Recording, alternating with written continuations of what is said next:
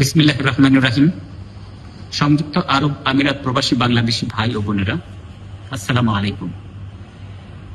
আপনারা সবাই বর্তমান অবস্থা সম্পর্কে যথেষ্ট অবগত আছেন। গতকাল আপনাদের উদ্দেশ্যে দূতাবাস থেকে আমরা দুটি বার্তা দিয়েছি আপনাদেরকে সতর্ক করার জন্য। এই বার্তাগুলোর মাধ্যমে অন্তত দুটি পরামর্শ আপনাদেরকে আমরা দেওয়ার চেষ্টা করেছি, যেগুলি সংক্ষেপে নিয়ে আবার পড়ছি।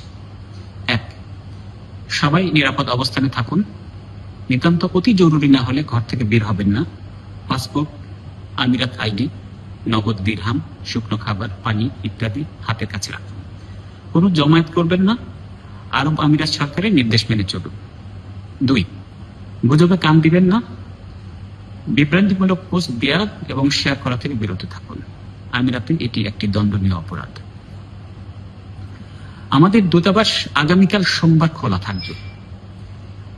আমরা গতকালকের কথাই আবার বলছি, যে কাজটি আপনি আগামীকাল করবেন বলে পরিকল্পনা করেছিলেন, সেটি যদি 7 দিন বা 10 দিন পরে করলেও চলে, তাহলে আপনার আগামীকাল আসবার দরকার নেই।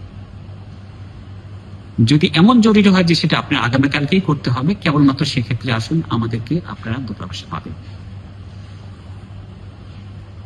প্রিয় ভাই ও বোনেরা, সাহস হারাবেন না। আপনাদের যে কোনো প্রয়োজনে আমাদের সাথে যোগাযোগ করুন। বাংলাদেশ সরকার এবং দূতাবাস ও কনসুলেটের সকল সদস্য আপনাদের পাশে আছে। আমিরাত সরকার এদেশে বসবাসরত সকল নাগরিকের নিরাপত্তার সকল ব্যবস্থা নিশ্চিত করছে। আপনারা সবাই সুস্থ থাকুন, ভালো থাকুন। খোদা হাফেজ।